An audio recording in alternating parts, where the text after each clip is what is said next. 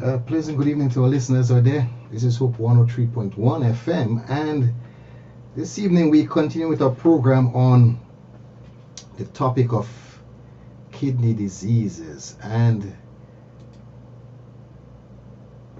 we are focusing on the topic of nutrition today.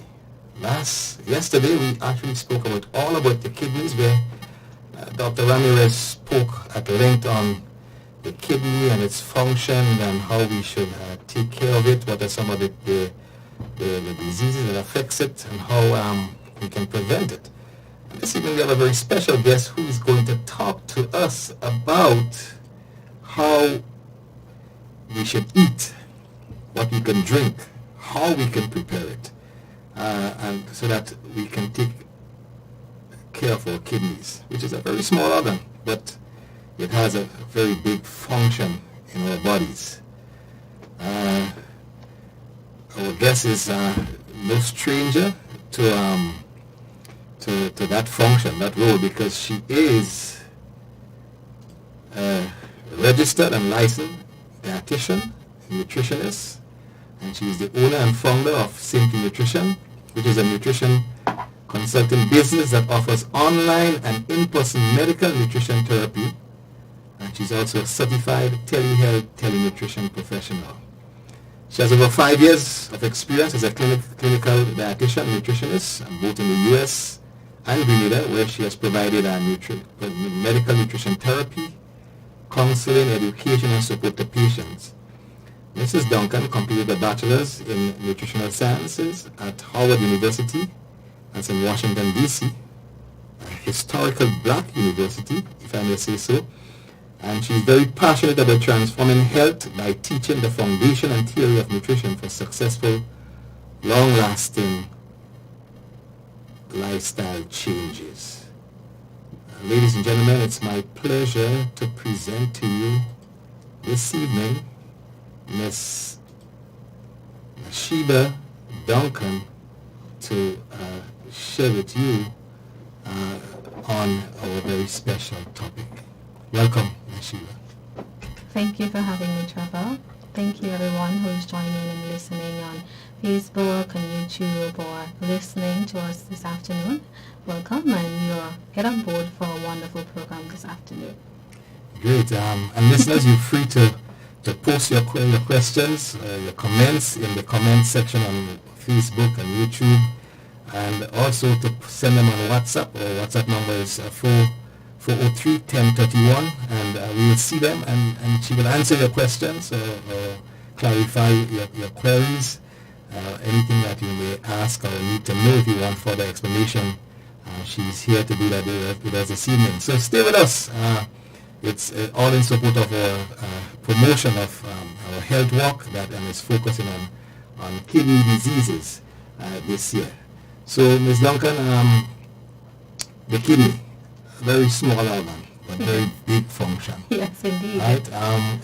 But Grenadians like to eat big portions. And today we're going to talk about that. So we're going to talk about portions. Yes. We're going to talk about food preparation. Yes. And also, Okay. you're going to get enough that you'll be satisfied, but yet you'll want more.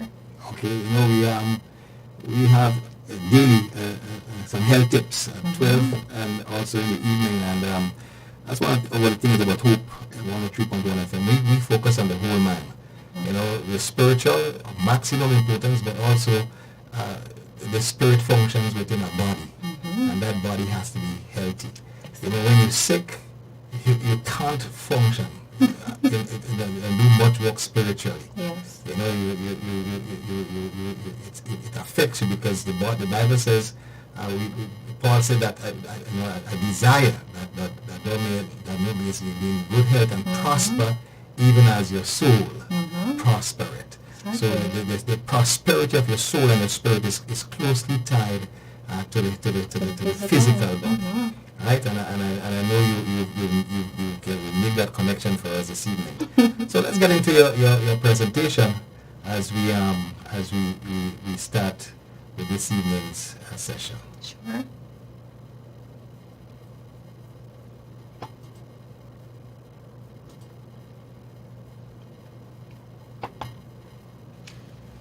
Good afternoon, all. Welcome again to our program this afternoon.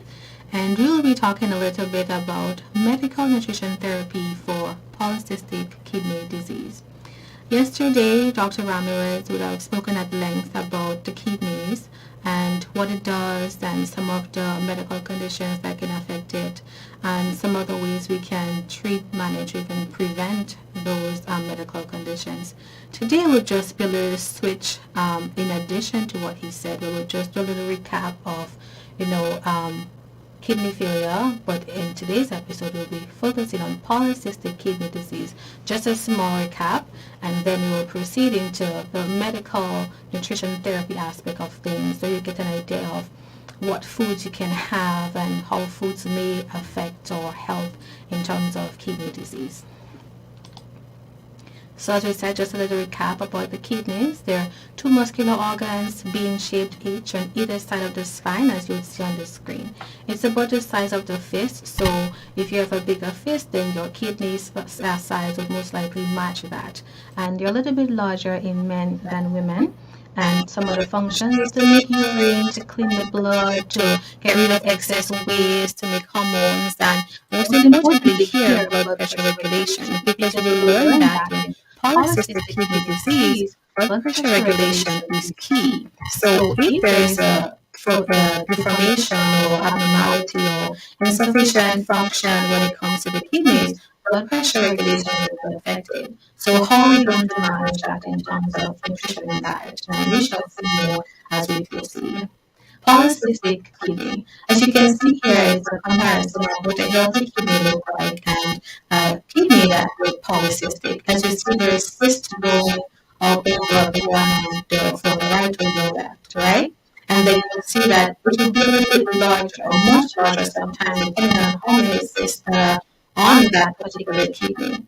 Cysts can be, or the kidney can be as large as a football. So imagine an American football, your kidney is getting larger that size, and the original size should be like your fist. So that's a huge comparison. You can weigh up to 30 pounds each. So that's a lot of weight you're carrying right there.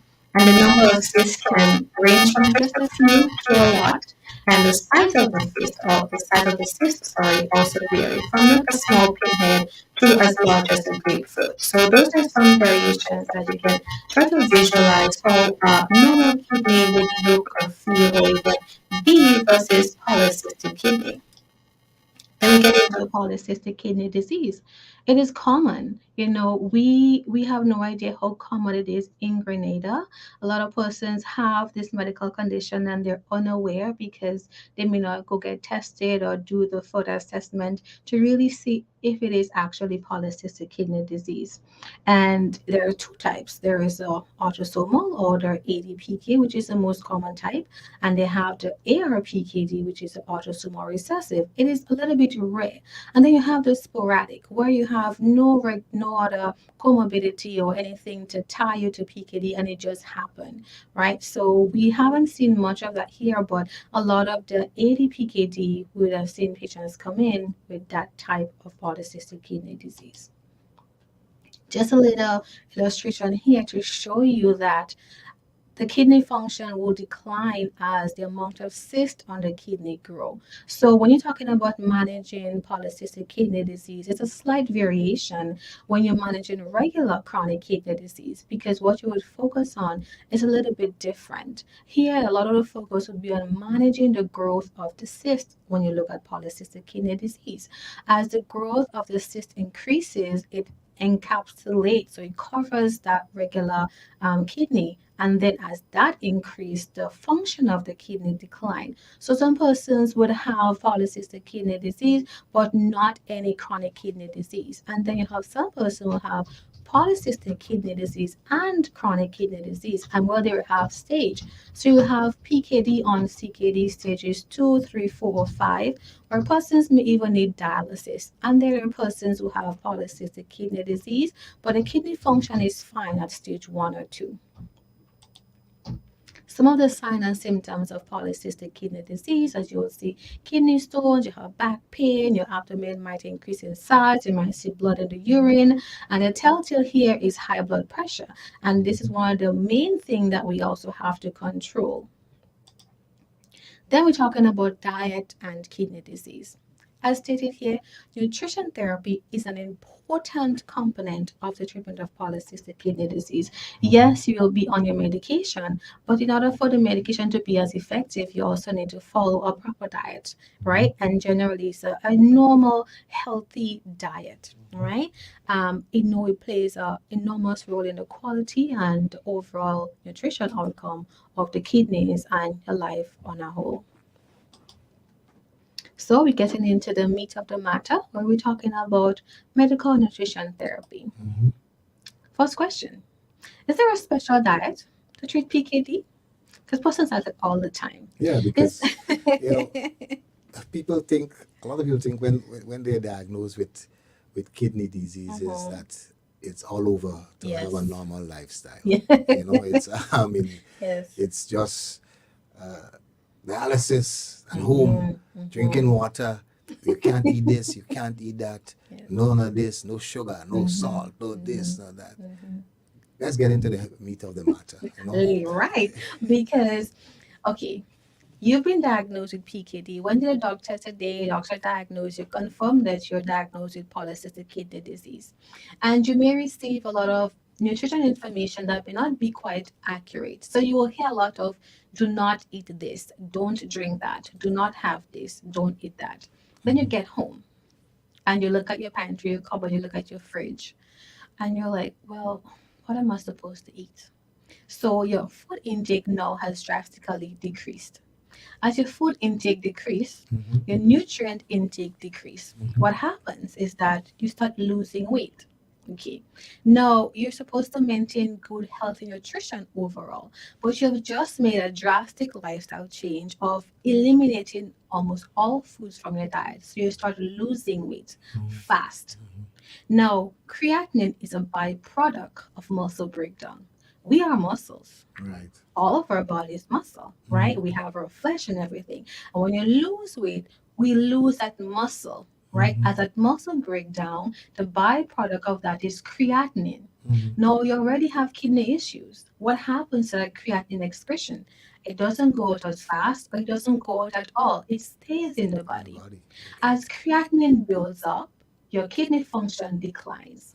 So within 2-3 weeks or months, you might move from a stage 2, 3, 4, or 5, less than no time. And you're wondering, well, what did I do? I followed the diet. The diet was inaccurate. That's why we're here today to talk about what healthy nutrition is and to really vet the source of your nutrition. It is ideal, it is important, it is significant to get nutrition education from nutrition professionals. Good? So you're basically saying that just the news that you have this condition could send you into a spiral where if you don't have the right support, you become even more sick. If you don't have the right support. If you don't receive the correct information about what to eat. In nutrition, we don't focus much on what you cannot eat, but we let you know what you could eat. Now, as to how you can eat it, we will tell you why you can eat it, how frequently you can have those things, how to prepare them differently. And if you cannot have something altogether, we'd also tell you why. So when you make that choice and then you come back for a follow-up and you say, well, my blood sugar is high. What did you eat? I had a whole bowl of pilau. But why? If you eat a whole bowl of pilau without the veggies and there's a lot of sugar in the stew, what do you think will happen? And believe you me, they know because the information has been provided, right? So while there are things you may ask to avoid or eliminate, we also give you the rationale as to why. So when you say that, well, the word of God is true. We perish for lack of knowledge. And two, when we disobedient, right? So, but you made a very profound statement that I want us to focus a little on, where you said that you should focus on not on what you cannot eat, but let your focus be on what you should eat to maintain a healthy lifestyle. and it maybe even to stop or even maybe reverse this condition. So let's get into the meat of it. What should you eat? Okay, so we answered the question here. Is there a special diet to treat PKD? The answer is no. Currently, there is no specific diet for PKD. However, having a balanced, healthy, well-rounded, nutritious meal or diet on a daily basis will help you manage the symptom. Remember, PKD cannot be cured, so it have to be managed, right? So in that case, general healthy diet would be the key for you.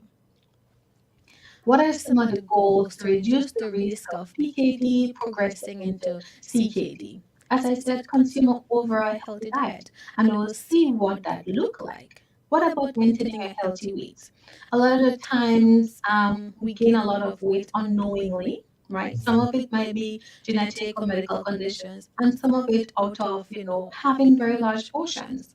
How are we managing that? Are we really taking the time to eat healthier, make wiser choices to maintain a good body weight, right? When you're talking about managing your cholesterol levels, because we have the kidneys regulating lipids or your fats in your body. So with an insufficient kidney function, you will have risk of hyperlipidemia, hypercholesterolemia, all those things. So you have to make sure your LDL cholesterol, your triglycerides, your total cholesterol is within normal levels. Blood pressure.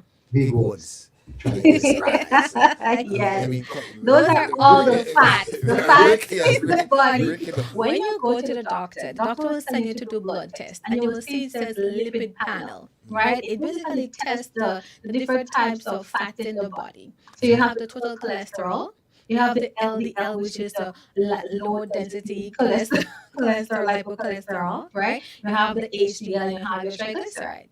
So all those make up the lipid profile. So when we look at those levels and we see that they're abnormal, we said, okay, let us look at what might be the contributing factor. And we look at dietary intake as the first option, right? And half of the time, yes, it contributes to that. Can you put the slide back up? Good. Then we aim for normal blood sugar levels and being more physically active to avoid the use of and exposure of alcohol and tobacco, as we know. Right? Here you ask the question, what should you eat? A kidney-friendly diet, right? And that would include a lot of fiber, whole grains, fruits, and vegetables. Persons might ask questions, well, why whole grains when we have heard that having anything with wheat or whole grain would damage the kidneys? Right, yes, that has been the old renal diet for many years ago, but the recommendations have changed and the diet has been updated quite a few years ago. Studies have shown that consuming a whole grain, high fruit, vegetable intake diet is best when you have kidney issues. The word of God tells us those are good food to eat anyway. Right. So here we have come back to confirm. Yes. What the word says. Because when the whole issue of renal failure came in, we look at potassium, right? And then we have potassium being in almost every food, right? So the fear was that if we eat those foods that have potassium, it's going to further damage the kidneys, which is true if it is in excess.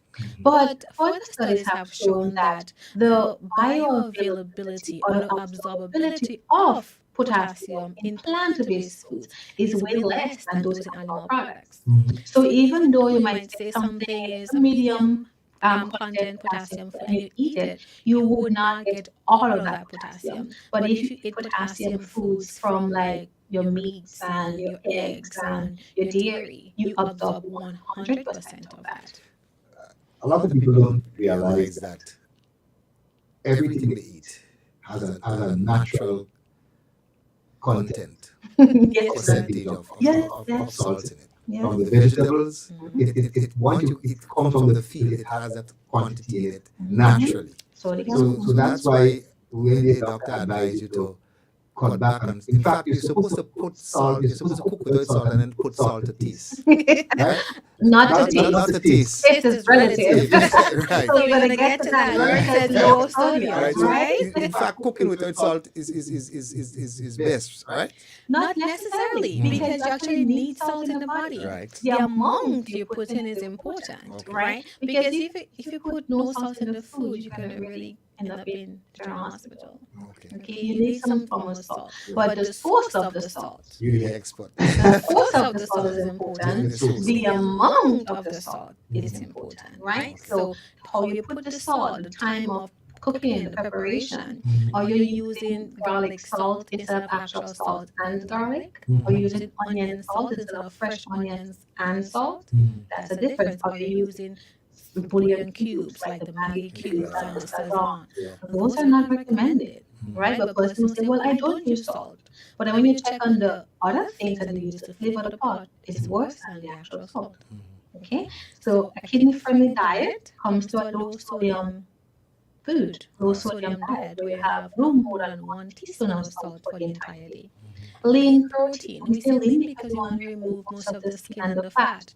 We like our so-called back and neck and the chicken flap and the turkey wings with all the grease, and yeah, it tastes good. But what happens to the body? What happens to the kidneys when they can't really metabolize all those things? Pork, mutton. So One of those. Those are good. we don't forbid foods, right? But in the context of chronic kidney disease, based on the stage you're at, and if you're receiving any sort of renal nutrition therapy in terms of dialysis, then it varies. Because someone receiving dialysis will need more protein. So then those former foods will be included in the diet, smaller amounts, right? Prepared differently, without skin, without fat, without all the ketchup and the barbecue sauce and so. But someone that has chronic kidney disease, that has stage 3 or 4, then the amount of those meat will be actually eliminated, right? Because red meat have more creatinine in there. But we want to keep the load of creatinine less. So we recommend lean chicken, like we remove the skins and the fat, and more fish and more plant-based products. Right? Move on to carbohydrate control. We have to talk about the fats, potassium and phosphorus modification, and plenty of fluids. When it comes to PKD, polycystic kidney disease, water is key. To kind of slow down or prevent the growth of additional cysts, we need to drink plenty of water. Okay.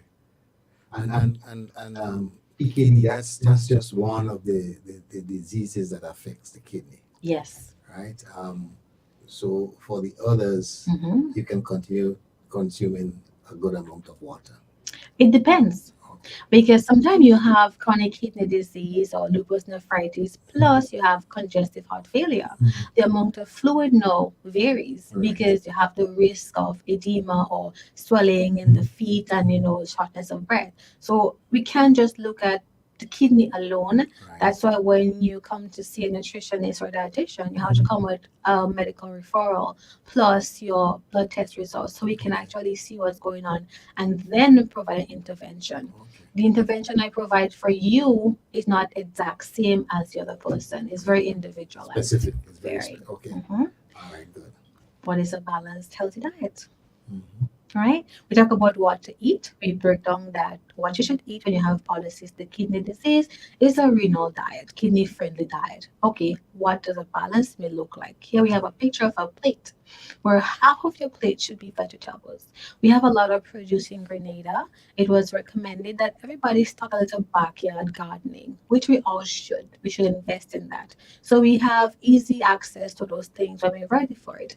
As you can see, half of your plate is vegetables. It can be all raw vegetables. It can be all cooked. It can be a combination.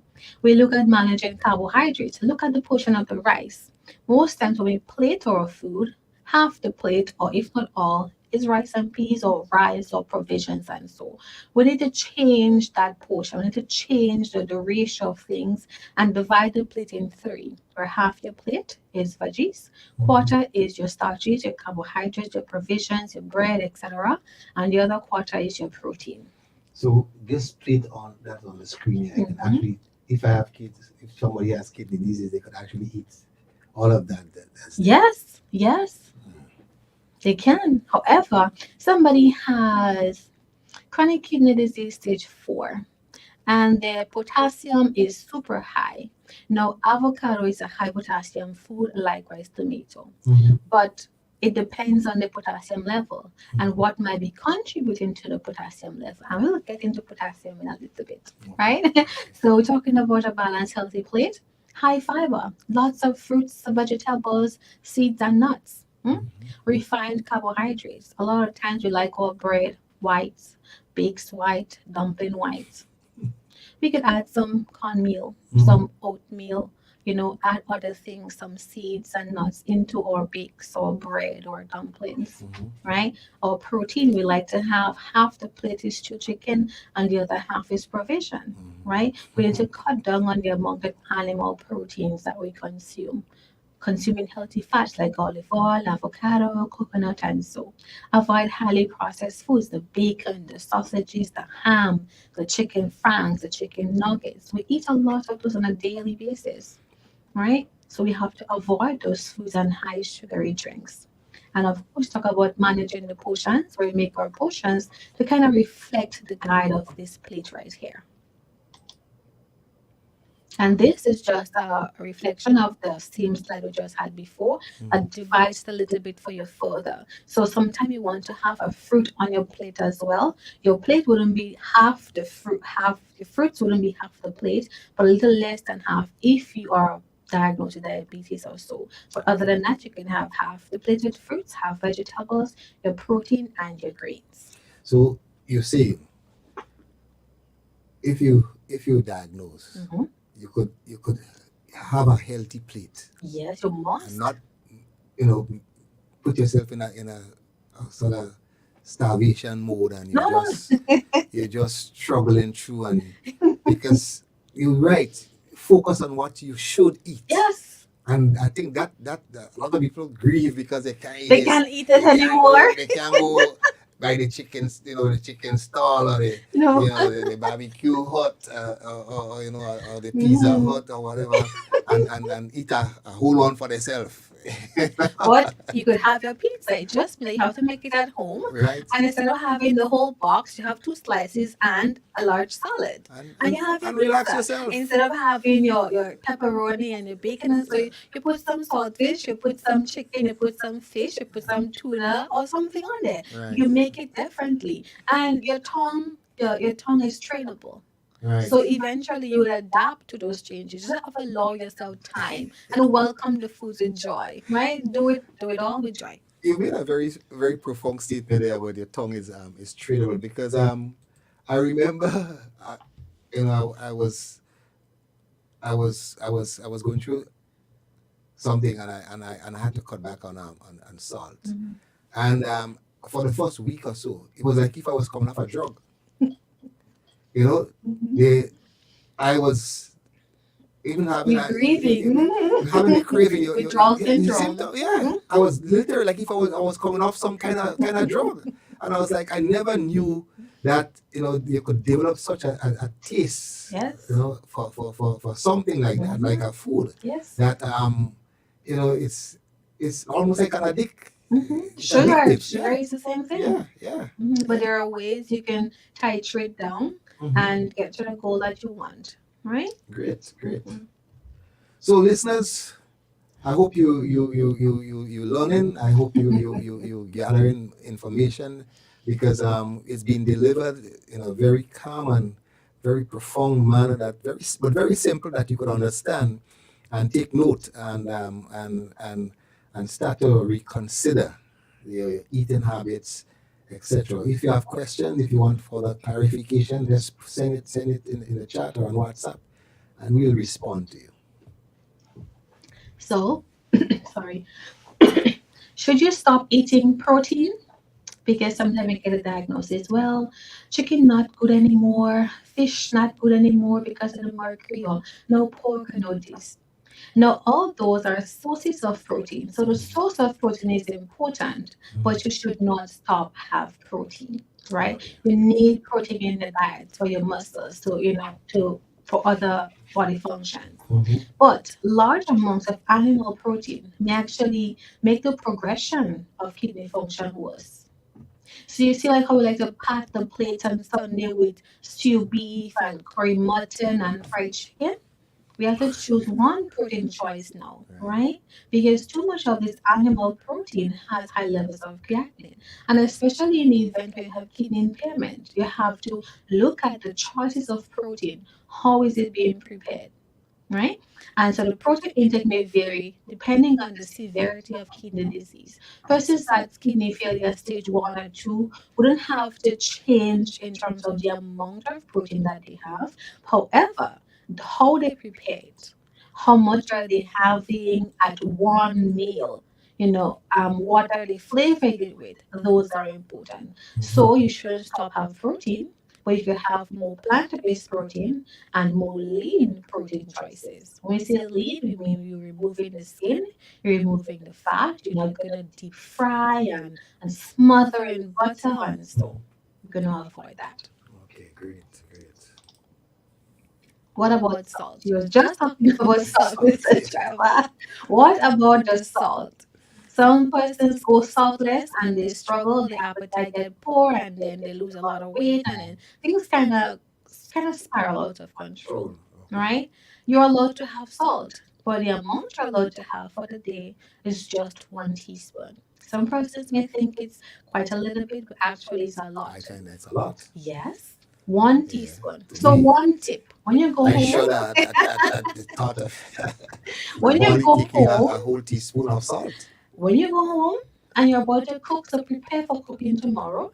Instead of dipping the pot spoon in the jar with the salt or shaking the bottle over the pot, you take 1 teaspoon and you measure that amount out of the jar of the salt or the bottle. You put that jar and the bottle to the side. Somewhere you cannot see it because you're accustomed with reflex just grabbing and pour or shake. All the salt you need now would come from that 1 teaspoon. That 1 teaspoon, not like you see in the photos where the middle is It high. no no no no no no no. It's leveled. Level. Okay. Because Leveled. that's what you see. A lot of the images you see concerning cooking and salt is a A heap. teaspoon Yeah, with a heap in the middle up pointing upwards. No, no, sir. Thank you for the clarification. It's one leveled teaspoon. So from that one leveled teaspoon, you're gonna use it to prepare all of your meals in that day. That's your challenge. Challenge yourself to have low sodium intake for a day or two.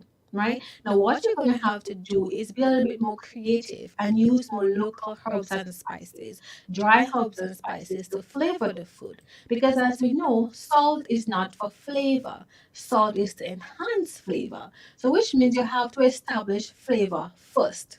So try adding your salt just when the food is almost ready to cut off, or you're ready to turn it down.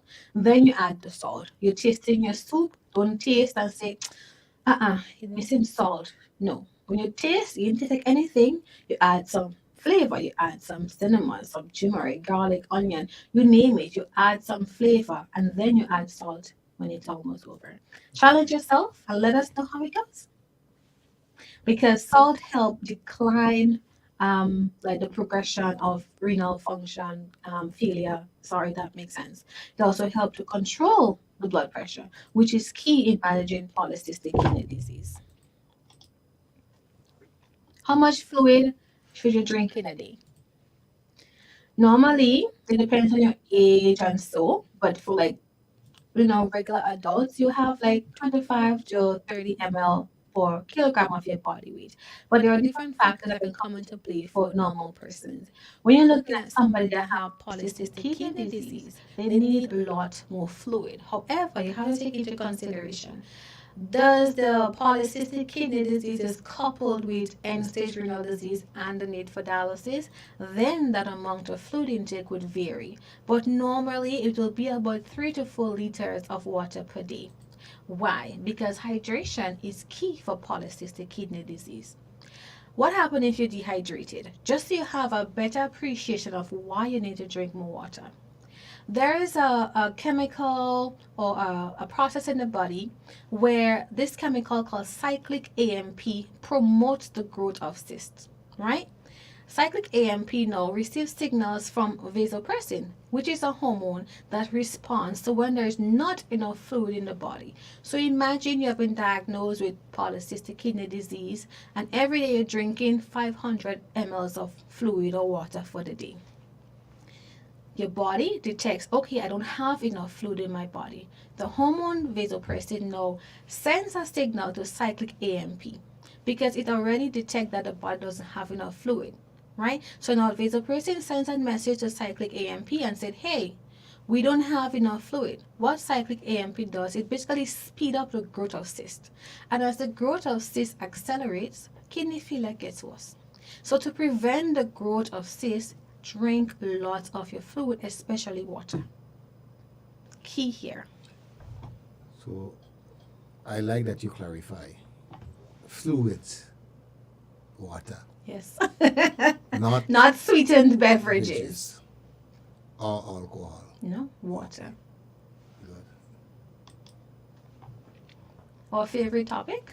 Potassium foods. I think you had a question, Mr. Trevor. What was you asking about the potassium foods, or did I read you wrong? Well, I was saying that a lot of foods naturally has a certain content of potassium in it. So that's why it is important. That is why it's important that you really measure carefully what you add in. And Yes. you made the point that we should not add the taste.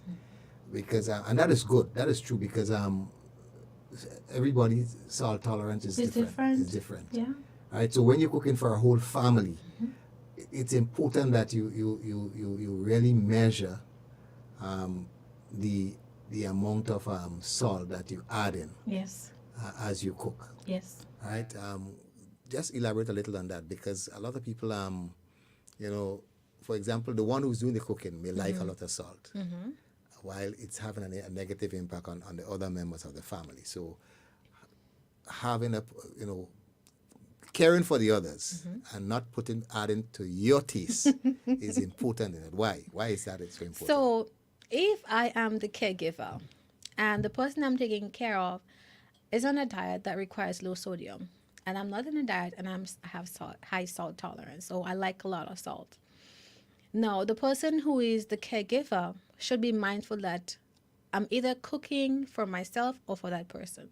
So you can make a choice of cook separate meals, but if you're cooking one meal for everyone, you would have to cook for the person that has that medical need. Why? Because you can add salt, you cannot take out. So you cook with low sodium, and if you're normal and nothing is wrong with you and you want more salt, you add that salt now to your item. Okay. And salt superficially tastes stronger than is in the food. So the timing of adding the salt is important. When we cook in provisions, we don't need to add salt in provisions because they Exactly. already have high potassium. Likewise, eggs, likewise, potatoes, right? But some of us might like salt in our rice. Don't add the salt in the beginning or the middle. Add the salt closer, just when the rice is almost ready. And you add a burst of flavors like garlic, a clove of garlic in there, or you crack a pepper or a stick of celery or something in there for the burst of flavor. When you're making your soup, don't add the salt in the middle or the beginning. Add it coming to the end. Now, if when the soup is ready and it's simmered down and you still prefer salt, unless Add a little to yours, bowl, not to the pot. Okay. And then you could have the person who already accustomed with the low salt intake, let them taste the pot. Okay. Okay, good. What about potassium foods? As we know, potassium is important for muscle and nerve function.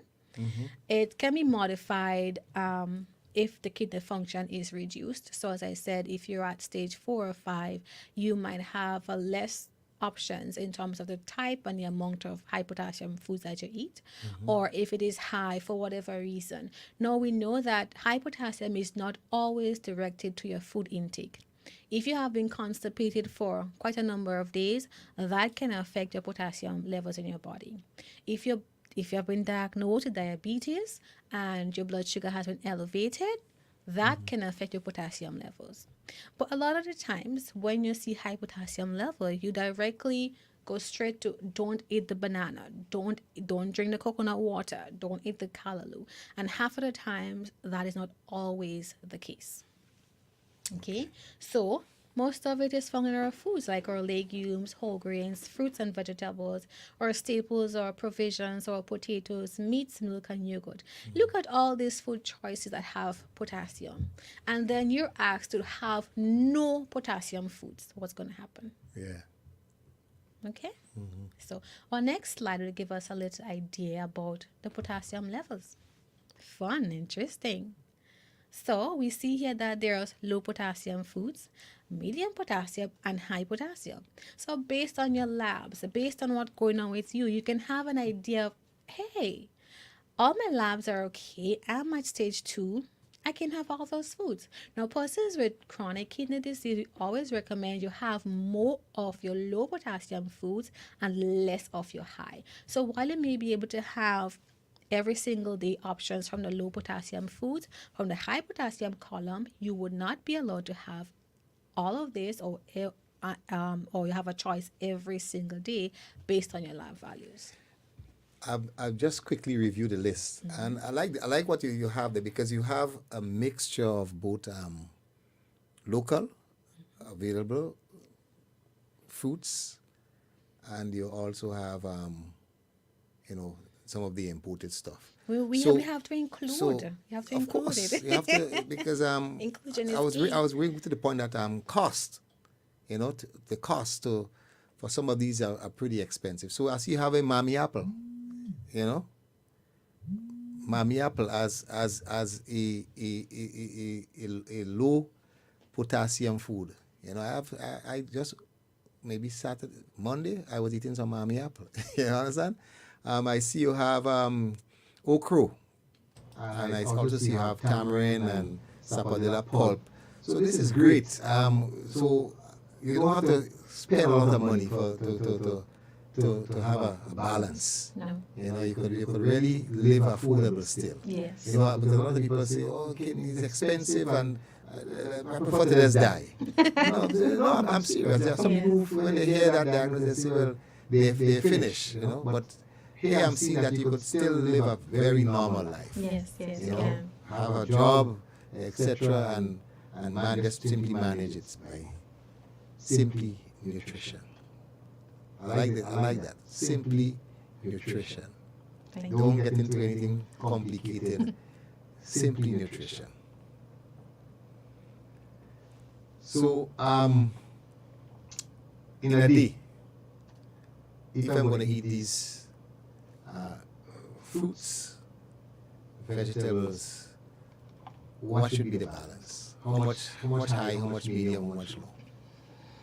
It depends. Okay. It all depends. If, say for instance, you're coming in and you stage 2, just kidney issues with hypertension, then we look at salt, and then you can have low potassium options, 5 choices every day, 5 to 6, and for the medium you can have about 3 to 4 each week, and for the high you can have about the same thing. However, if someone come in or you come in and your potassium levels are high, like really high, we will reduce the high potassium food until the levels are normal or regulated, right? Okay. So we'll exclude it until that time and then reintroduce back those high potassium foods. Okay. But every single day you must have fruits and vegetables. So then you're allowed to have fruits and vegetables from the low potassium column every single day. Okay, good. Good. Avocado, beets. Quite a comprehensive list. Pak choy, cooked. Pumpkin, one of my favorites. Onions, quarter cup. It's a lot. Yeah? I mean, how big, what size pot you put in quarter cup of onions? Quarter cup of onions is not quite a lot. Sometimes when we do the like we making gravy for the fish, or even when you're doing oil down or so, when you want to put onions on pizza, it take up as that much. Okay, great. caffeine. Can caffeine damage my kidneys? That's a good question. Some studies show that caffeine-like substances might promote the growth of cysts and polycystic kidney disease because basically the cysts feed on those items. But it's not like fully directed to say, okay, yes, caffeine definitely increase the growth. But some studies have shown that. But we know what caffeine can also do to the body when it comes to managing blood sugar and stuff like that. Okay, so we will definitely try to manage that by limiting the amount that you have. And I just here show a little snippet of some of the foods that are high. That's why I was going to ask you to elaborate a little on those, because a lot of people seem to think that only coffee. No, not only coffee. Coffee, but tea also. Yes. And I note that the different types of coffee, decaf, as well as instant, etc. They have different levels, which is interesting. So you see here, the longer you leave your tea to steep, which is a tea bag, the more caffeine you get. Okay. Right? Okay. The less time you leave your tea to steep or brew, the less caffeine you get. But I note that you have one beverage there. It has a 12-ounce serving. It's 45 milligrams. Interesting. So coffee is definitely one of the yes. And we have caffeine from a lot of other foods, but we're just highlighting those for the beverages. And those are some that we have on a regular basis. Okay. Do you have any questions for Mr. Trevor? Yeah, I have other beverages besides the dark colored ones. Are they also, bad for your health? Because they may not have high levels of caffeine, but they may have other chemicals in it. And sugar. Lots of sugar. We know what excessive sugar, what damages it do to our body. Okay. I'm glad you mentioned dark colored beverages, because that would have been my next point. When you come to chronic kidney disease, a lot of dark beverages have high amount of potassium and phosphorus. Okay. Hence, not just limiting caffeine, but you want to limit the amount of phosphorus that you're having in the body. Okay. And dark beverages have a high amount of phosphorus. It's a good observation. Great. Phosphorus. Yeah. So we use a lot of NPK and phosphorus fertilizers here in Grenada. Helps in rapid plant growth. We have not talked about kidney cases in Grenada. There is a concern, however, amongst health professionals that we've seen a serious spike in the number of cases. Yes. And especially in lower age group people. Some of them are not large consumers of alcohol, etc. What could be? Could it be food? I don't know, the water, something, but there seems to be something that needs some deeper further studies. You are absolutely correct. Right now, we don't have any statistical data that give us the incidence and the prevalence and so about the numbers of when it comes to chronic kidney disease. But we do know that around the world in the Caribbean that non-communicable diseases like diabetes and hypertension and so that is not controlled leads to chronic kidney disease. However, there has been a significant increase in the amount of cases and the amount of referrals we get at the hospital with persons coming in with chronic kidney disease. Some of them are not even related to diabetes or hypertension. So we ask ourselves, is there any other contributing factor or factors towards chronic kidney disease in Grenada? I think there is an answer. I don't know what it is. We don't know what it is yet, But I think it's important that we really try to figure out the root causes, because until then, we will be basically fighting a losing battle. We need to know what is causing our people to have so many incidents of chronic kidney disease from out of nowhere. And how do we manage diabetes and hypertension more effectively? Are we reaching the target population the way we should to avoid those things from chronic kidney disease from being diagnosed? So when it comes to our fertilizers, I'm not an agronomist or an agriculturist, but I do think the way we produce our food, how we plant our food using all those artificial fertilizers, definitely has an impact on our health. And that's something we should research. Yeah, well, We should definitely you know, research. in fact, soil health is extremely important for food production. And I'm talking about now for to get quality food production. Yes. And that is something that is seriously neglected. But that's another topic. But I think that's a good area for somebody to do a research paper Yes. on, some young student somebody to do to try and do a mapping of, so because it is a concern. I think that's one of the reasons why I hope we decided to do this year, to focus on kidney health, bring awareness to the whole issue of your kidneys and the diseases and the impact, because we as a small population, the number of cases and also the early death of many people is something that we should be concerned about. Yes. And for a small population, I think it's something that we should seek to find solutions to and address it. Yes. Yeah.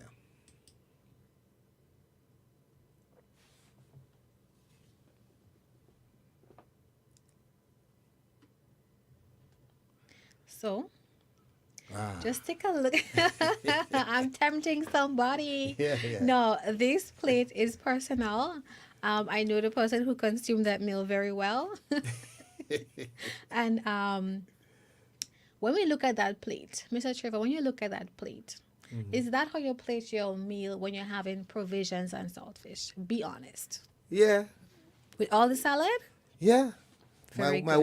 wife, she makes sure we have a healthy portion of greens. Initially, I didn't like it, but after 28 years of marriage, I get to love her salads, because I know it's for my good. So, Okay, good. Well balanced. Yes. Traditionally, our plates are just provisions, sometimes the entire plate with provisions and dumpling, and then we top the saltfish on top of it. What should be is that you have half your plate with veggies, quarter with the saltfish, quarter with the provision. Even more so, if you have been diagnosed with diabetes, you need to have smaller portions of the provisions and dumplings and so. Right? So this is just a display of what provisions and saltfish could look like. But on this plate, I would say add a little bit more of the lettuce and the carrots. Okay. What about this plate? This is nice. But it has no animal protein on there. Yeah, no animal. Sometimes we become fearful, like, how am I going to eat the food? There's no But this is fish, no good. chicken, no pork. It is healthy, it is pretty, and it's enjoyable. So those are some things that we can try to indulge in. Challenge yourself. Once a week, have one meal that's all plant-based. What about this? Too much meat for me. Too much chicken drumsticks. Yeah. Right. Here, we highlighting the fact that this chicken was prepared without any brown stew. Okay. So, instead of having brown stew chicken, you can use darker seasonings like your cayenne paprika, your allspice, your clove powder, and you cook it in its own juices. So you substitute brown sugar stew for something like that, especially if you have been diagnosed with diabetes. And our traditional oil dung. When we think about the oil dung, we tend to have the whole plate of oil dung.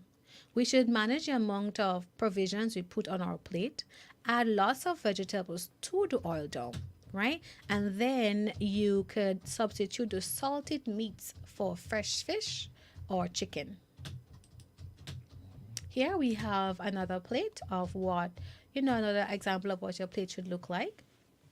Half of the plate is veggies, quarter is your starches, and quarter is your protein. Nice. Just a little recap from today's presentation and today's proceedings that hydration is key when it comes to polycystic kidney disease. You must adhere to a low sodium diet. 1 teaspoon salt each day. When you're looking at packaged foods, you want to make sure that your intake of sodium in that item is less than 140 milligram per serving.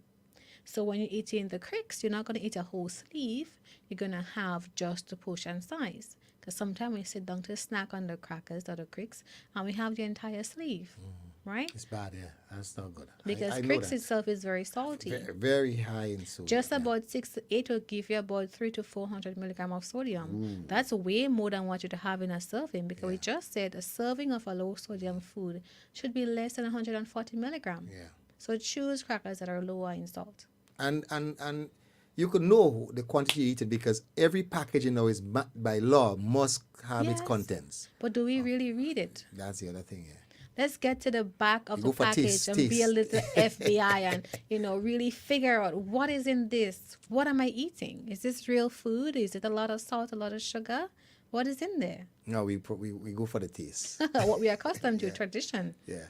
All right. Eat a balanced diet with whole grains, fruits, vegetables, and lean protein. Achieve and maintain a healthy weight. You choose heart-healthy, unsaturated fats. You look for refined carbohydrates, so you avoid the sugars, the sweet beverages, and the sweets and the candies and so. And you eat more plant-based meals using peas and beans and seeds and nuts. And we are at the end of our presentation. Should you need a nutrition consultation, feel free to contact me at Simply Nutrition 406-2561 at WhatsApp or contact me via Facebook, any of your choice. Have a good afternoon. Great. Thank you very much for sharing so much information in such a short period of time. It's just about an hour. And I know there's a lot more you can share and talk about. So definitely we have to come back and get into some more details now on some of the foods, etc. And maybe even some more details on preparation, mixing and matching, so that people could really begin to see that there is light at the end of the tunnel, even if your doctor have given you that report, right? And of course, sometimes it's any fault of yours. You may have been doing everything, you're exercising, but somewhere along the line, maybe in the generation, there is that disease, and it is afflicting you, and you have tools, you have information, Yes. you have knowledge to respond and to still live a healthy life, and still fulfill your purpose and your destiny. That's your power. Yeah. You advocate for yourself and you make choices for you. Yeah. Right. So, listeners, if you need to be in contact with Mrs. Duncan, you can simply call her on the number 406-2561 to get some more information, or maybe to set up an appointment, because I'm sure you don't only focus on the issues of the kidneys, etc., but you focus on other diseases, Yes. and that people may need help with. Yes. All right, great. Remember, it's all about the Hope Walk, and this year we're focusing on kidney disease and how to respond to it. And we have had two very, very informative programs. Dr. Ramirez, he spoke yesterday, and now we have Nashiba Duncan sharing with us on healthy eating. Tomorrow, the program is going to focus on the issue of you're sick, the doctor have given you a bad report. How do you respond? It costs health care, costs money. Why maybe you should look at health insurance, as a backup to your savings, so that you could weather that storm. Also, on Friday, in front of the Esplanade Mall, we're going to be having health health clinic where we're going to have people there, some doctors, etc., going to be there coming and sharing some information with the public as they go by. Simply stop in and get some more information. And then on Saturday from 4 p.m. we're going to be gathering by Old Trafford, and then we're going to be taking a little walk down to Monrouge playing field, and we're going to be sharing some more information, some tips on how to protect your kidney, etc., as we travel, as we do that walk, and we asking you for your support. And of course the resources, the funds that was raised, a portion of that will go towards the Grenada Kidney Foundation to help support someone who needs some help, someone who needs maybe to get some advice on how to better manage this period in their life. And the package is only $60. You get a T-shirt of your size. We have 3 colors: orange, pink, and purple. And you get a Hope FM band, and we provide you with water to drink along the route. You can get water to drink. We give you water free. That's included in the package. So come and join us as we walk with hope, to bring hope to those who really are going through this period in their life. So thank you very much for listening. I see we have quite a few commendations here coming to you, Nashiba, for your presentation, but not much questions, because they said everything was clear and very informative. Thank you. Kudos to you. Great job. That's the kind of comments we having. So thank you for joining us, and she's going to be back with us on Hope 103.1 FM. So we want to say to you, spread the word, tell somebody about the programs we do. We do very interactive but very informative program, focus on the whole man, right? Every aspect of life that you live in reality on this earth as a believer, as God's creation. There's so much that we need to know so that we could live very positive life, impacting our community, impacting our generation, impacting our world for the glory of God. So thanks from the Hope team and the Hope station, and we speak a blessing over you and your ministry and your business. May the Lord prosper you. May you increase in knowledge, and may He reveal things to you, solutions to problems that people may have, and provide answers that will be a blessing to our nation. Thank you so much, Mr. Trevor, for having me. Thank you for the listeners that joined in. And thank you for everyone who was excited to join into the program today. If anyone, after, the program has ended, wish to reach me, feel free to do so. I also provide individualized meal planning. So if anyone wants a meal plan or a guide or so based on any medical condition, you can reach out to me and we shall chat. Thank you. Have a blessed evening. Okay. Thank you, and God bless. You were listening to Hope 103.1 FM. Keep it locked.